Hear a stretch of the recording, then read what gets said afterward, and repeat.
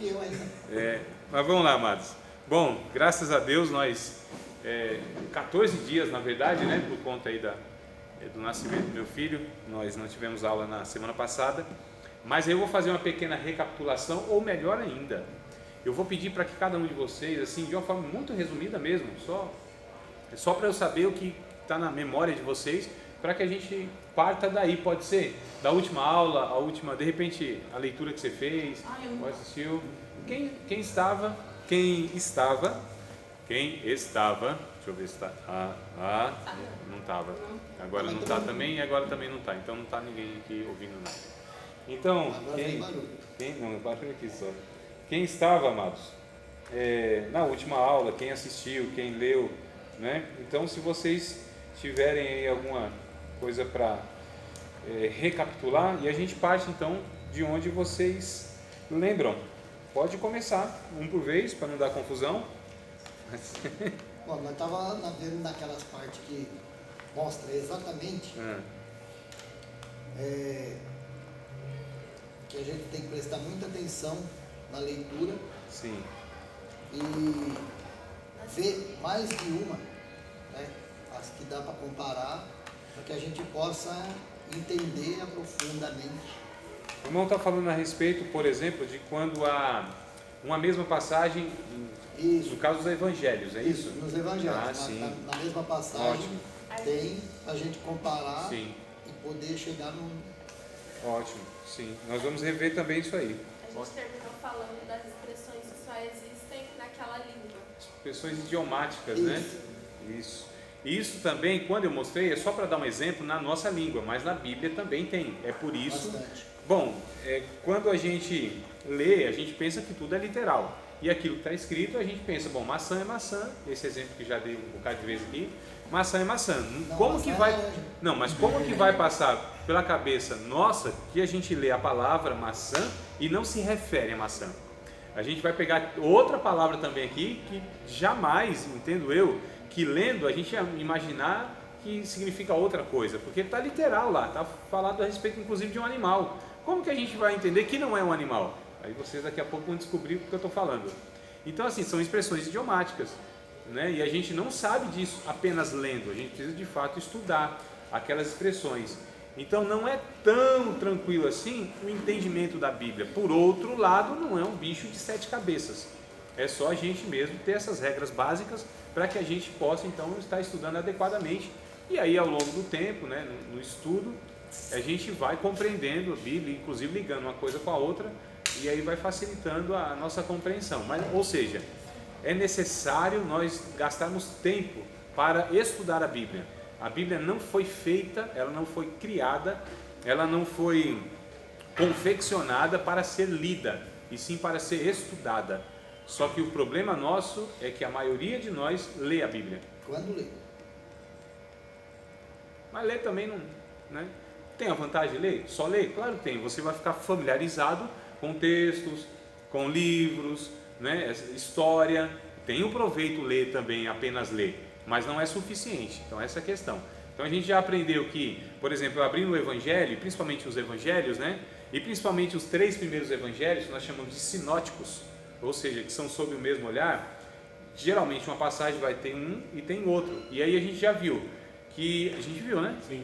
Viu? Aquela questão do centurião do Cafarnaum, e a gente vai continuar vendo então isso, esses textos paralelos que a gente chama. Então a gente vai ver que um texto em um livro, em outro livro o mesmo texto, ele tem um acréscimo, né? Ou um contribui para o outro em alguma coisa. Esse aqui falou alguma coisa que esse não tem, esse falou alguma coisa que esse não tem. Juntos os dois nós temos mais informações e aí fica mais fácil da gente estar então tirando a conclusão, porque nós temos todas as informações, todos os pontos de vista e não apenas um só. Então essa é algo que a gente precisa atentar, né? Mais o que? Expressões idiomáticas, a questão da necessidade de ler, se tem outra passagem. Tá aberto, minha amada? Pode vir aqui. Acho que ela nem ouviu e nem me viu. Tentou abrir lá, não trancaram não. Ô, irmã Maria, por gentileza. Mais alguma questão que vocês querem pontuar e a gente retoma? Nós vamos continuar fazendo mais ou menos o mesmo exercício, pegar textos bíblicos, e aí a gente vai ver então essas interpretações. Mas antes que a gente continue fazendo esses exercícios, nós vamos voltar não só hoje, mas em outras aulas também. Eu quero destacar para vocês, e eu já falei, se não me falha a memória, na primeira aula, que o Antigo Testamento, se eu não falei, vou falar hoje, né? Nem sempre eu lembro tudo que eu falo. Paz, amado. O Antigo Testamento, irmãos, quando a gente lê, a gente tem que ter muita cautela em estar considerando mandamentos, regras e etc. Por quê? Porque muita coisa diz respeito, ou dizia respeito àquele povo e àquela época, tá certo? Antigo Testamento, muita coisa caducou, muita coisa, muitas, mas muitas ordenanças, muitas regras, muitos mandamentos, eles não são mais válidos, simplesmente não são mais válidos. Foram abolidos? Não, não foram abolidos, eles foram cumpridos por Jesus. Sendo cumprido por Jesus, não tem mais necessidade, não tem mais o porquê de eles serem seguidos. Por exemplo, vou dar um exemplo aqui que a gente chama de oh meu Deus, fugiu, cerimônia, não é cerimônia.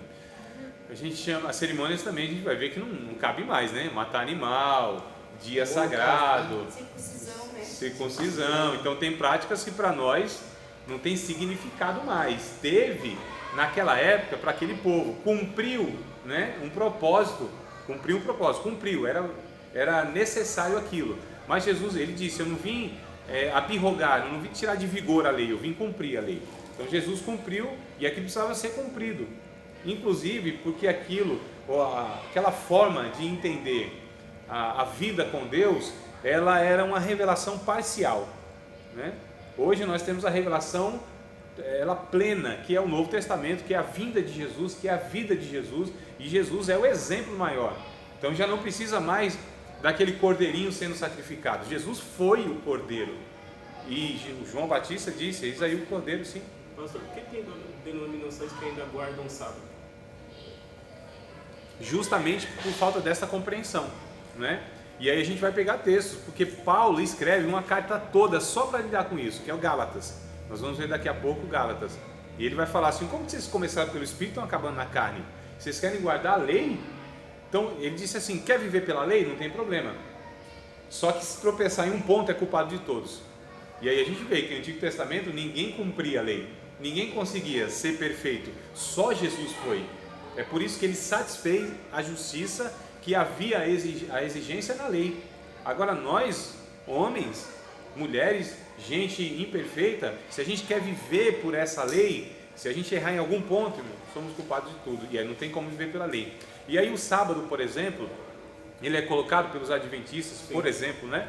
Ele é colocado como sendo algo que tem que ser observado, até mesmo um mandamento, e a gente percebe que isso foi abolido, o Novo Testamento. E aí vai a primeira regra e a principal regra. Quando eu leio o Antigo Testamento, eu preciso saber se isso que está no Antigo Testamento serve como um comportamento para nós cristãos hoje. Como que eu vou saber se o Novo Testamento ratifica isso, confirma isso? Então a confirmação do Novo Testamento desse mesmo mandamento, dessa mesma regra, dessa mesma ordem para comportamento, no Novo Testamento se há, tudo bem, há uma continuidade, tá certo? Então a gente fala que no Antigo Testamento para o Novo há uma continuidade e uma descontinuidade. Então o que é descontinuidade? É aquilo que não se continua mais. Então parou ali. Agora tem coisas que continuam. Por exemplo, dos 10 mandamentos, 9 foi nos ordenado que a gente continuasse cumprindo. Não matarás, não roubarás, não cobiçarás, amarás o Senhor teu Deus, teu próximo. Então só o sábado os 10 que não foi. E a gente vê isso aqui na boca de Jesus, nos ensinos de Paulo, lá no livro de Gálatas, como eu disse, Colossenses, como eu disse, a gente vai ler isso tudo. Eu estou lembrando aqui que eu queria dizer, é sobre leis dietéticas, né? Ou seja, tinham alimentos que eram proibidos no Antigo Testamento, hoje já não. Carne de porco, por exemplo, não tem mais essas proibições. Roupas, tinha roupas que poderiam ser usadas e outras não. Por exemplo, roupas com tecido misturado, está lá no Antigo Testamento, não podia. Semente, quando ia plantada, não poderia ser de semente misturada. Os cantos da barba não poderiam cortar. Os cantos do cabelo arredondado não poderiam cortar. Agora sim, mas que significado isso tinha? Aí quando a gente estuda a cultura, tinha um porquê lá naquela ocasião desse mandamento. Hoje já não tem significado. já não tem um porquê. Havia um propósito de Deus lá, e hoje não há mais essa necessidade. Então a gente percebe que no mínimo fica esquisito quando a gente quer se comportar como um judeu, no mínimo, né? Por exemplo, unção é um negócio bem interessante, né? Ungir com óleo. Aí um dia o meu irmão perguntou assim: irmão, o que é unção? Eu falei: unção é que uns são e outros não são. Deve ser unção. Não ungia, irmão, a mesa, não ungia lá a arca da aliança, não ungia o altar, não ungia um monte de objetos. Essa não era a prática. Havia lá uma pedagogia. Isso hoje serve para nós? Não. A única passagem no Novo Testamento que fala que é para a gente usar o óleo, tá certo? Da unção, único. Que é lá em Tiago, capítulo 5, acho que deve ser verso 16, diz: havendo alguém enfermo, chama os presbíteros da igreja, ungindo com óleo, né? E ainda essa pessoa, não só ela vai ser curada da sua enfermidade, como serão seus pecados perdoados. Aí a gente precisa saber, inclusive, que significância tem isso. Por que com óleo? Né? O que significa o óleo? Aí nós vamos estudar sobre símbolos, sobre as figuras. O que isso significa? O que o óleo significa? Por que óleo? Porque tem que ser azeite? Tem que ser óleo consagrado? Ou pode ser assim um lisa, soia, ou um outro qualquer, né? Então essas questões todas a gente vai aprendendo quando a gente vai identificando todos esses propósitos no contexto, tá certo? Não é no contexto. Então a gente já vai aprendendo que essa questão de ungir, como no Antigo Testamento, já não tem continuidade, e muitas igrejas fazem isso, tá certo? O véu, outra questão, nós vamos ver. Eu não estou explicando nada, eu só estou pontuando. Depois a gente vai retomando todos esses pontos aí, vamos pegar o texto e vamos falar, ó, o véu, por exemplo, o ósculo santo, por exemplo, né? Geralmente a igreja que adere ao véu também é um ósculo santo, né? Não vou falar que é a Congregação Cristã do Brasil, porque, né, de repente alguém não gosta. Mas ninguém está falando mal assim, a gente só está pontuando as doutrinas, né, irmão? Então a gente precisa ficar claro isso aí, que às vezes a gente fala: não, fica falando mal de igreja. Não, a gente não ataca a igreja, a gente não ataca ninguém pessoalmente. A nossa questão é com ensinamentos errados. Aí sim a gente denuncia, tá certo? No ato, numa disposição profética, aí nós apontamos o erro. Não as pessoas, mas o erro delas, a doutrina delas. Consequentemente, elas também vão, mas a nossa questão não deve ser pessoal com ninguém, nem com igreja nenhuma. Eu não sou nem doido de tocar no povo de Deus, e o povo de Deus eu entendo que está espalhado em um bocado de lugar, inclusive nas nossas igrejas tem alguns que são salvos, né? Ou vocês acham que todo mundo que congrega, onde a gente congrega, todo mundo 100% são gente salva e regenerada? Irmãos, é uma ilusão. Infelizmente não, né? É uma ilusão, né? O joio está misturado com trigo. A denominação não quer dizer muita coisa. Não é porque o corpo de obreiro eles têm uma doutrina saudável que todo mundo ali de fato conhece Jesus e etc e tal. Então é por isso que eu não toco jamais, não sou nem doido de falar do povo de Deus. Agora, dos falsos profetas, dos falsos ensinadores, né, dessas pessoas que enganam multidões, aí a gente denuncia e a gente dá nome aos bois, porque não é ovelha, é boi mesmo. Tá certo? Mas vamos... Então vamos lá voltar. Então o Antigo Testamento a gente lida assim, tá bom? Tá lá, a gente vai falar então dessa questão dietética, por exemplo. A gente entra não só da comida, também da roupa, mas dos dias, que não tem dia sagrado já, que é o caso do sábado. Não existe dia sagrado, mas havia dia sagrado, não havia? Havia dia sagrado, havia lugar sagrado e havia coisas sagradas. Hoje existe alguma coisa sagrada para nós, em contraposição com o profano? A Bíblia vai dizer que para o sagrado tudo é sagrado, para o santo tudo é santo. Então, para mim, cristão, inclusive a gente vai ver em 1 Coríntios capítulo 8, Paulo ele vai tratando dessas questões. Nós somos supersticiosos, irmão, por natureza, por sermos brasileiros, né? Pentecostais mais ainda. A gente carrega esse negócio de superstição. E eu não duvido nada que o crente vê um gato preto e ele desvia, a escada não passa por baixo, né? Não duvido nada, irmão. E aí, para nós, na compreensão bíblica... não passa embaixo da escada, porque se ele morar num apartamento sem elevador, como é que ele faz? Não, mas deve ser uma escadinha específica, aquela lá acho que não... Deve ser a removível, né? Aquela de concreto não serve. Então, o que acontece, irmãos? Nós somos, de alguma maneira, supersticiosos, porque nós viemos, inclusive, de muitas religiões, o catolicismo, o espiritismo, que contém elementos aí, né? místicos e tal. Então, quando a gente vem para a igreja, muitas vezes a gente traz isso na nossa compreensão. E aí a gente precisa ter muita cautela, porque nós estamos lidando aqui com consciência, com níveis de fé, e a gente não quer prejudicar ninguém. Paulo trata isso em Romanos capítulo 14. Olha, tu entende que pode comer carne? Coma carne. Agora, não também prejudique a fé daquele que não come carne e come legume. Aí a gente precisa exercer o amor nessas questões, tá certo? A gente não vai obrigar a pessoa a acreditar como a gente acredita. Agora, a Bíblia nos incentiva a gente amadurecer na consciência. Então, Paulo diz, se é maduro, se você é maduro, então pratique.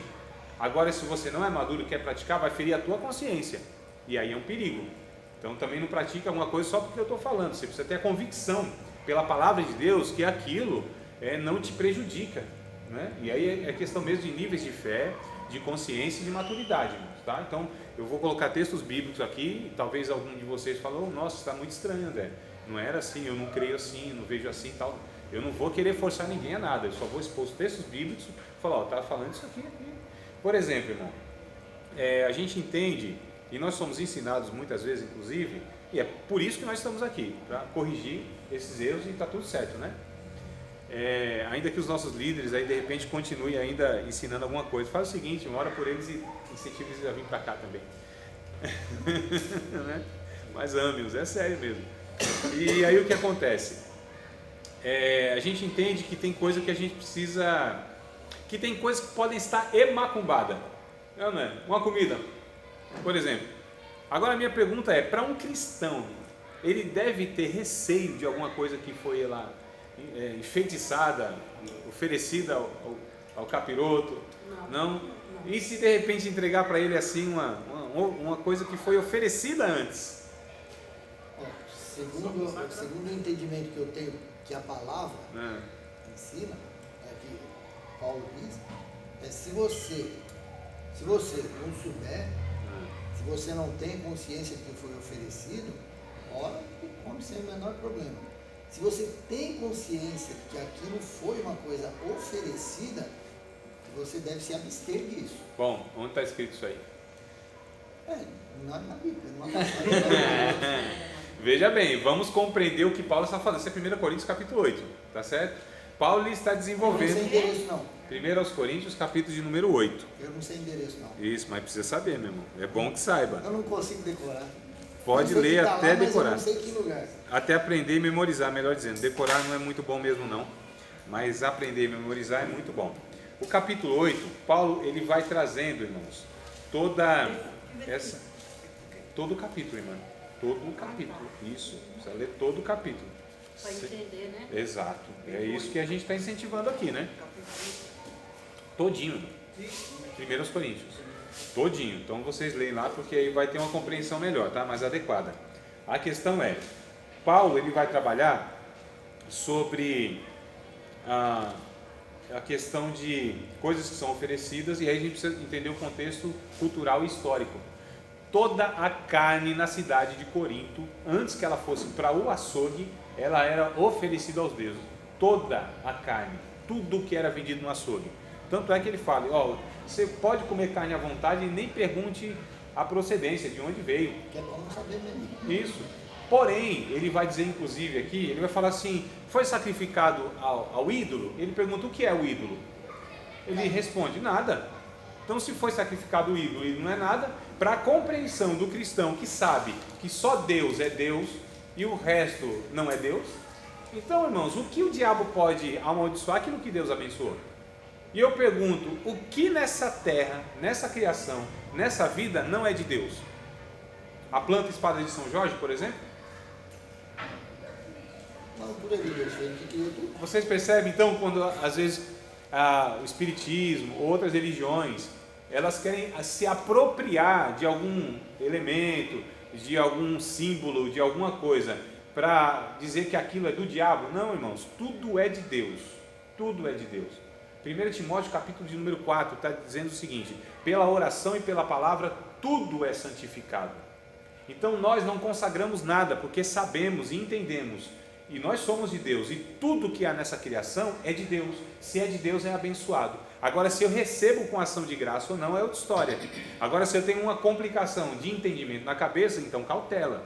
Tá certo? Porque tudo que a gente faz, se não é de fé, aí é pecado.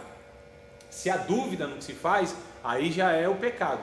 Agora, se eu faço por fé, se eu entendo que não existe deuses e só existe Deus, Paulo está dizendo isso no capítulo. Eu estou trazendo alguns pontos aqui do capítulo 8. Depois vocês leem em casa com cautela, com calma, versículo por versículo, entendam, peguem algum comentário, peguem outra Bíblia para comparar, vocês vão chegar a essas informações que eu estou falando aqui, tá? Então Paulo vai dizendo assim, para as pessoas há muitos senhores e há muitos deuses, para nós não só um senhor e um só Deus. Deus é Deus, o diabo é o quê? É uma criatura de Deus, é mais uma criatura. Então o que o diabo tem, que poder o diabo tem para amaldiçoar uma balinha? Senão essa bala aqui é do Cosme e Damião. Não, é minha. Amado, depende, é do Cosme, foi oferecido do Cosme e Damião, mas eu tenho uma consciência que que sou habitação do Espírito Santo. Eu entendo que Deus é poderoso e está acima de tudo e de todos. Inclusive, o que Deus abençoa, ninguém tem poder, nem o diabo, nem ninguém tem poder para amaldiçoar. Lembra da passagem lá do Antigo Testamento, em Números, capítulo, se não me falha a memória, 22, 23, até o 24, me parece esses 3 capítulos. Vai falar daquela passagem de Balaão e Balaque, que o Balaque chama o profeta Balaão para amaldiçoar o povo. E ele vai tentar amaldiçoar, jogar mandinga, urucubaca e tudo quanto é coisa lá. E aí ele chega à conclusão, não tem como amaldiçoar o que Deus abençoa. Não vale encantamento, não vale feitiçaria, diz lá o Balaão, não vale nada contra o povo de Deus. Sim. Se a pessoa não tem consciência disso, pode afetar ela? Não, afetar não pode. Mas assim, é muito complicado, Thaís, essa questão de... Porque a mente, nossa batalha é na cabeça, é na mente, você entendeu? Então assim, afetar um cristão, eu não acredito nisso. Como que um espírito maligno, um demônio, que seja, pode entrar na vida de um cristão se ele é a habitação do Espírito Santo? Não tem como, até a lei da física, 2 corpos não ocupam o mesmo lugar, né, no mesmo tempo e tal. Então como que eu sou a habitação do Espírito Santo e um demônio pode? Isso é impossível, não tem como, é Deus dentro de mim. Irmãos, eu estou falando literalmente, é Deus que habita dentro de nós. Vocês nem compreenderam, senão estava dando glória a Deus, Deus está dentro de você, e é literalmente isso. Irmãos, é Deus que mora dentro de nós, isso não é simbólico, isso não é figurado, é literal. O Espírito Santo, que é Deus, mora, habita em mim, eu sou templo do Espírito Santo. Então eu pergunto, que demônio... Tem coragem de entrar no templo do Espírito Santo? Não é nem só coragem, tem poder para isso. Irmãos, não tem como. O sangue de Cristo está sobre minha vida, tá certo? Eu sou salvo, o Espírito Santo habita em mim, não tem como. O diabo, a Bíblia diz que o maligno não nos toca, maior o que está em nós do que está no mundo.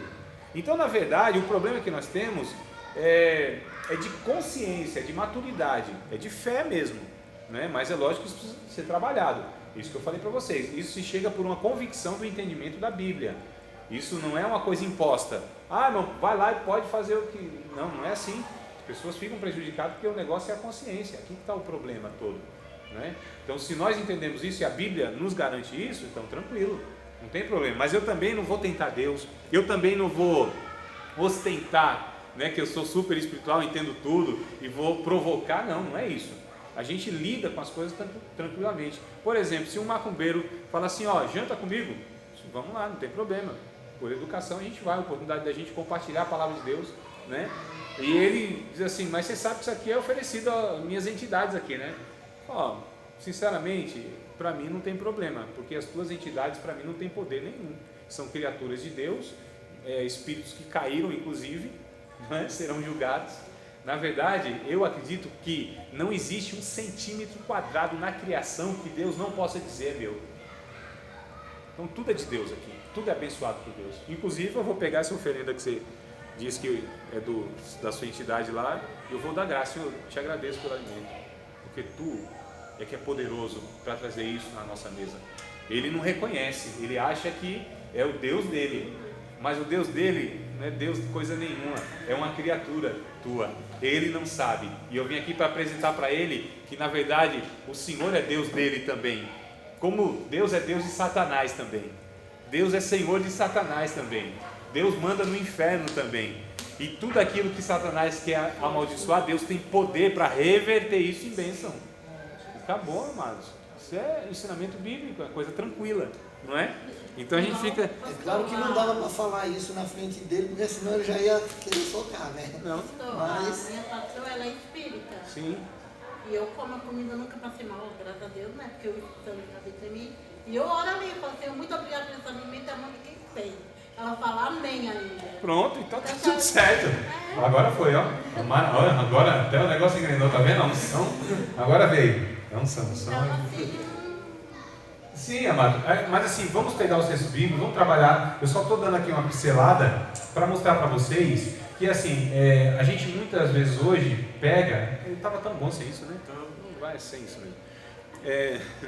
A gente pega muitas vezes essas questões onde elas têm origem em religiões pagãs de onde nós viemos, a maioria veio, e a gente transfere isso, né? E a gente de fato tem esse comportamento místico, esse negócio supersticioso. Mas, amados, a Bíblia nos ensina que a gente precisa deixar essas coisas, pela compreensão que a Bíblia nos dá. Agora, lógico que eu falei, muita cautela, conversar com as pessoas, e até para você mesmo, de repente, fala, nossa, mas eu não achava isso. Calma, eu quero que você radicalmente mude do dia para a noite, né? Vá lendo a Bíblia, ore a Deus, e aí o Espírito Santo vai trazendo essa compreensão, não tenho dúvida. Então, assim, o capítulo 8 vai ajudar bastante a gente compreender isso de 1 Coríntios. Capítulo 14 de Romanos também vai trazer essas explicações, tá certo? 1 Timóteo, capítulo 4, também acho que é o verso 5 ou 6, que vai falar sobre essa questão que tudo é santificado pela oração e pela palavra. Olha a ideia que nós temos errada. Nós consagramos as coisas. Não sei, na igreja vocês congregam, mas muitas igrejas consagram microfone, guitarra, sei lá o que, vai consagrando um bocado de coisa, né? O pão da Santa Ceia, por exemplo, é consagrado ou não? E onde que a Bíblia ensina isso? Esse ato? Coríntios. Não sei, eu perguntei primeiro, é lá? É lá? Não ensina isso. O Novo Testamento não tem esse ensinamento de consagrar nada. Antigo Testamento, sim. Aí sim, Antigo Testamento. Lembra que eu falei para vocês? Antigo Testamento não é uma coisa, o Novo Testamento é outra. Mesmo porque se o Antigo não fosse ultrapassado, essa frase que eu estou falando agora está escrita na Bíblia, inclusive em Hebreus. Porque não haveria necessidade de um segundo se o primeiro não tivesse se tornado obsoleto. A própria Bíblia diz isso. Então, se é antigo, é antigo. Então, o que o novo a gente pratica, o que do antigo a gente pratica? Aquilo que foi renovado, aquilo que está no novo. E essa ideia de consagrar nós não achamos no Novo Testamento. Irmãos, regra de fé e prática de comportamento para nós cristãos é Novo Testamento. Ah, André, então o Antigo Testamento não serve para nada. Não, não é isso que eu estou dizendo, é palavra de Deus, continua sendo. Existem princípios e valores bíblicos lá no Antigo Testamento que aí continua. As leis cerimoniais, elas não servem para nós. A lei dietética não serve para nós. Agora, as leis éticas e morais, está no Antigo Testamento, continuam. Porque Deus não muda na sua ética nem na sua moralidade. No seu caráter, Deus não mudou. Agora, cerimônia e essas coisas todas, isso aí cumpriu o propósito lá. Tranquilo para a gente compreender e distinguir isso aqui, irmãos? Tá? Então, vamos pegar aqui o texto. fácil, nesses termos que você colocou, de perceber a passagem de uma para o outro. Sim. A transição, né, do Velho Testamento para o Novo. Exato, exatamente, meu irmão. Eu vou ler aqui alguns textos, eu peço que vocês leiam na Bíblia também comigo, Colossenses, capítulo de número 2, verso 14 até o 17, tá? Falando ainda dessas questões da alimentação e tudo mais, só para a gente perceber. Capítulo 2 de Colossenses, verso 14 ao 17. 14 não, acho que é 4 mesmo. Nossa, irmão, tudo isso, exatamente. A gente não está aprendendo que a gente tem que ler tudo que tem que ler? Então vamos ler. Colossenses capítulo de número 2, verso de número 4. 4. É isso mesmo, do 4 até o 17, irmãos. Olha só. Que bom. Coisa boa, né? Então vamos lá. Overdose de Bíblia. Colossenses capítulo 2, verso 4 ao 17. Eu vou ler compassadamente, respeitando pontos e vírgulas. A gente viu que isso é importante, né? Pontuação e tudo mais. Todos acharam aí? Amém. Diz assim então na minha versão. E digo isto para que ninguém vos engane com palavras persuasivas. Porque ainda que esteja ausente quanto ao corpo, contudo em espírito estou convosco, regozijando-me e vendo a vossa ordem e a firmeza da vossa fé em Cristo. Como, pois, recebestes o Senhor Jesus Cristo, assim também andai nele, arraigados e edificados nele e confirmados na fé. Assim como fostes ensinados, crescendo em ação de graças. Tende cuidado para que ninguém vos faça presa sua, por meio de filosofias e vãs sutilezas, segundo a tradição dos homens, segundo os rudimentos do mundo, e não segundo Cristo, porque nele habita corporalmente toda a plenitude da divindade. E estáis perfeitos nele. A palavra perfeito aqui entenda como maduros, tá? Que é a cabeça de todo principado e potestade, no qual também estáis circuncidados com a circuncisão não feita por mão do despojo do corpo da carne, a circuncisão de Cristo. Percebe aqui que Paulo toma cuidado? Não é mais aquele ritual, né, de circuncisão, inclusive só diz respeito aos homens. Sepultados com ele no batismo, verso 12. Nele também ressuscitastes pela fé no poder de Deus, que o ressuscitou dos mortos. E quando vós estáveis mortos nos pecados e na incircuncisão da vossa carne, vos vivificou juntamente com ele, perdoando-vos todas as ofensas. O texto-chave aqui, ou a palavra-chave, é o verso de número 14, tá? Havendo riscado a cédula que era contra nós nas suas ordenanças, a qual de alguma maneira nos era contrária, e a tirou do meio de nós, cravando-a na cruz. Essa cédula que era contra nós, esse documento, tá certo? Esse escrito, essas regras, Jesus cravou isso na cruz, cumpriu, irmãos. Então, a partir da cruz é uma nova proposta de servir a Deus. De fato, o Novo Testamento começa, tá certo? Com o derramamento de Jesus na cruz do Calvário. Ali começa uma nova proposta de vida e de vida com Deus. A partir de Cristo, antes de Cristo e a partir de Cristo. Verso de número 15. E despojando os principados e potestades, os expôs publicamente, deles triunfou em si mesmo. Portanto, ninguém vos julgue pelo comer, pelo beber, ou por causa dos dias da festa, ou da lua nova. Preste atenção nessa expressão. E dos sábados, aqui é plural. Porque se a gente conversa com o adventista, por exemplo, ele vai falar, não, mas a lei, o Antigo Testamento fala que tem mais para guardar mais de um sábado. E de fato é. Existe o ano sabático. Lembra daquela questão do jubileu que tinha? Quem lembra dessa? Né? Do jubileu lá que era o quê? Os sábados, nada mais do que os sábados, que na verdade era simbolizado pela semana, mas era contado como ano, né? Então ia dar 49 anos, e aí no 50º ano a terra descansava, os escravos eles eram libertos, a propriedade voltava ao seu proprietário original. Então tinha toda essa questão que era uma organização de Deus para a comunidade e para a própria terra, era uma manutenção que Deus fazia, tá certo? No meio social e na própria terra. Então assim, havia o ano sabático e havia o sábado semanal. Só que olha o que Paulo diz, os sábados, já para tirar qualquer possibilidade desse equívoco lá que é um sábado e outro não, que não se deve guardar mais. Não, Paulo está falando dos sábados, do comer, do beber, tudo isso, irmãos, tá? Que são sombras das coisas futuras, mas o corpo é de Cristo. Então todas essas questões do Antigo Testamento, pode comer isso, pode vestir isso, tem dia sagrado, tem coisas sagradas, isso é sombra, foi sombra das coisas futuras. Isso apontava para Cristo. Nós chamamos essas coisas na teologia de tipologia. Isso representava algo que viria, que seria perfeito, apontava. Hebreus capítulo 10, versículo de número 1, também fala disso, né? Vocês anotem tudo isso aí, depois vocês leiam com calma, tá? O que acontece? Diz que todas essas coisas do Antigo Testamento eram sombra das coisas futuras. Apontava para algo que era perfeito. Então havia uma pedagogia nessas coisas, irmãos, tá certo?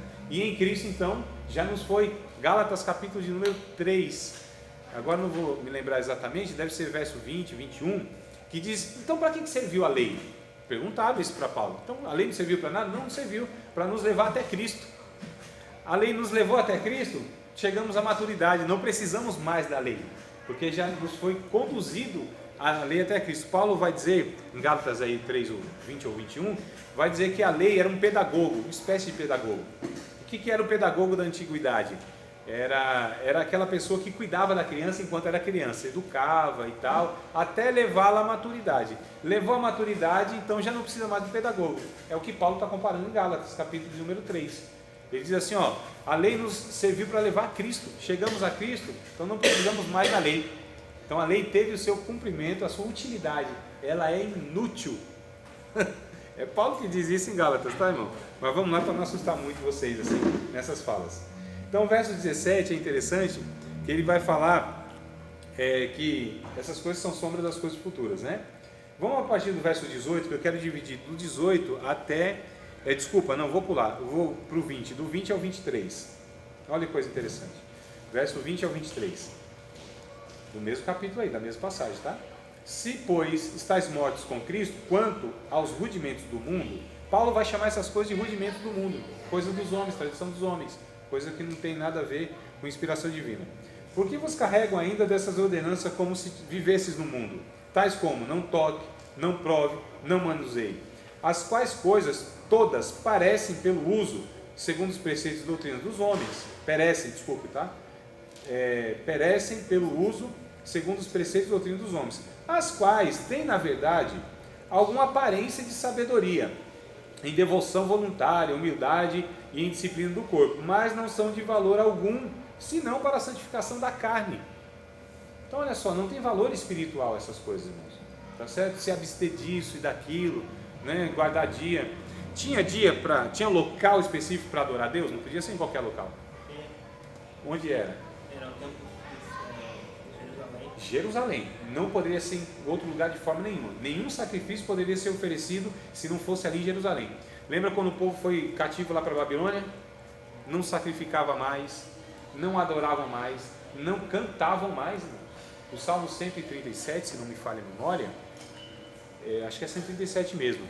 Os babilônios perguntam, aliás, zombando dos judeus, assim, canta aí um cântico de Sião para a gente, né? Louva a Deus aí. Nós não podemos louvar a Deus em terra estranha. Os nossas harpas, salgueiros estão pendurados lá em Jerusalém. Olha, irmãos, eles não poderiam fazer nada, porque era ali que Deus tinha ordenado, Jerusalém, não é? Não tinha outro lugar, não podia ser. 137 mesmo, lá no finalzinho, né? É isso mesmo, né? Cuidado, não leia o último versículo do ministério infantil, viu? O último versículo é perigoso para o ministério infantil, né? Se você ler assim para a irmã que cuida das crianças, leia só para os irmãos souberem. Não leia isso para as irmãs. Feliz aquele que pegarem teus filhos e der com eles na pedra. Olha, ó, lê isso aí para a irmã que está injuriada com os meninos lá, é perigoso. Tá vendo? Se pega literalmente isso aí, já não dá certo, né? Então, só para descontrair, tá bom, irmão? Vamos voltar aqui, né? Eu lembrei daquilo que tem de bater nos filhos com a vara ungida. Vara ungida? Nossa. Isso aqui. Corrigir com a vara, não fala dela ser ungida não, só Meu fala Deus, da vara, corrigir com a vara. Depois a gente entende o que de fato é essa vara aí, né? Se é de fato a vara física e tal. Mas vamos lá. Então, só para trazer aqui. Havia um local, então, era Jerusalém. Quando no capítulo 4 de João, a mulher samaritana encontra-se com Jesus, pergunta assim para ela, porque ela percebeu que ele era um profeta. Disse, vou tirar logo a dúvida teológica com esse profeta, né?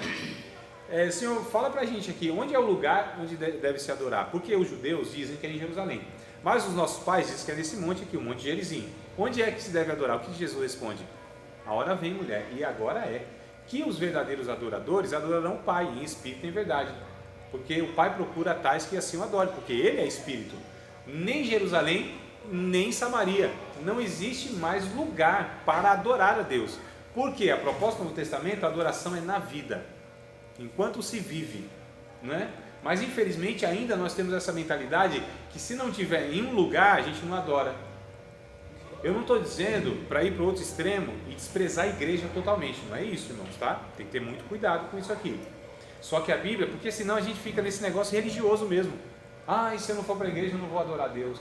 E a gente acha que louvar a Deus é só através de música e tem que ser na igreja, senão a gente não tem como. Não, irmãos, é na vida, é espírito e verdade. Nós adoramos a Deus na vida, inclusive fora da igreja também, não é só nos cultos, né? Então essa ideia de que a mão de Deus opera em tal lugar, onde você adora a Deus de verdade somente na igreja, não, também, eu não estou incentivando jamais o abandono da vida comunitária, jamais, isso é antibíblico, tá?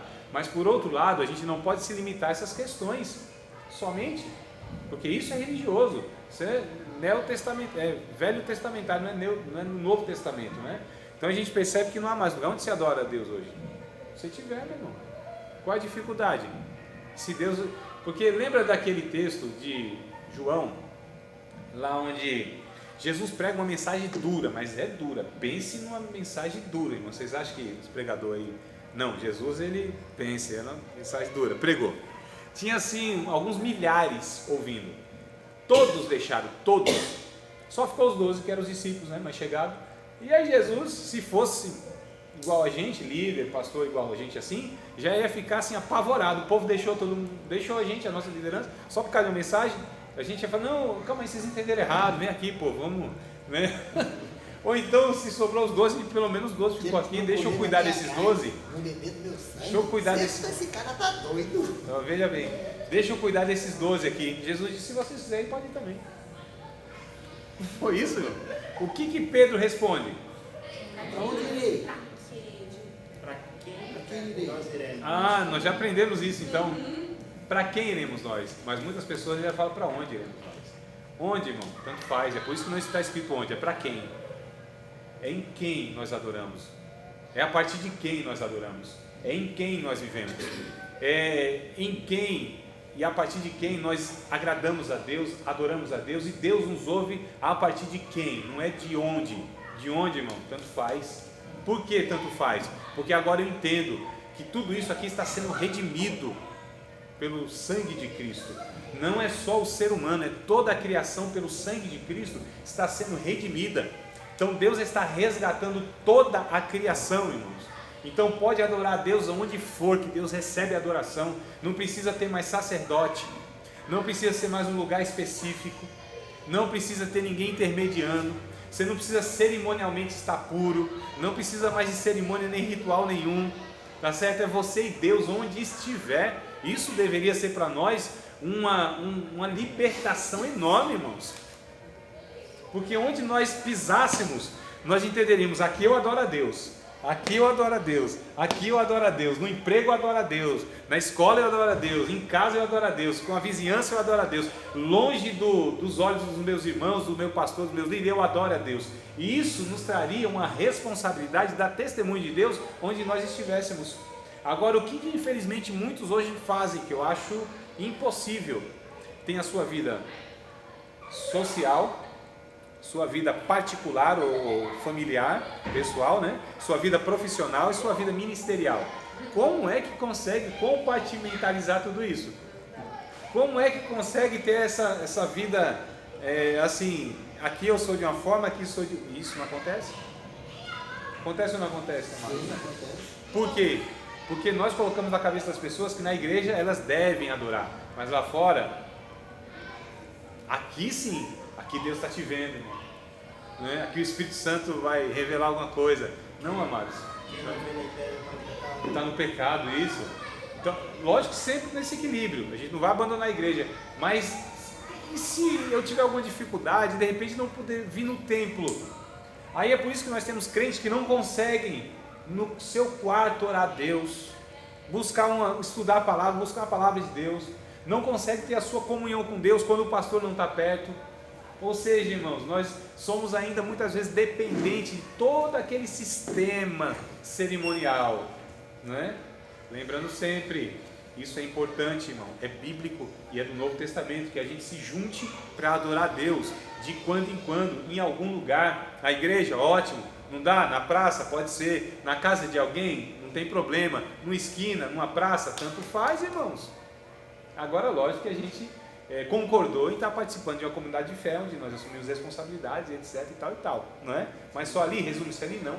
Senão fica um negócio muito pobre, né? Muito pobre, muito resumido. E Deus disse, não, meu filho, é na vida, estou caminhando, caminha comigo, na existência, nós estamos juntos, estou passeando por essa terra, vem comigo. Não se resume a um lugar só não, a um dia só não. O que é sagrado para nós? O sábado? Claro que é. O domingo, a segunda, a terça, a quarta, a quinta, a sexta, o feriado. Para nós tudo é sagrado, irmão. A praia é sagrado? Para nós é, se somos sagrados. Aqui esse espaço é sagrado? Também é. E onde mais? Em todos os lugares. Então não há espaço onde eu tenho que ter mais temor de Deus porque Deus está ali. Claro que não. Nós temos mais reverência porque existe solenidade em certos lugares, é claro, não é? Isso precisa ser bem entendido. Mas não, aqui é o lugar onde eu reverencio a Deus. E outro lugar, não é? Então, amados, a gente pega aqui essa passagem, só para... Nós vamos continuar, depois dos comerciais, tá bom?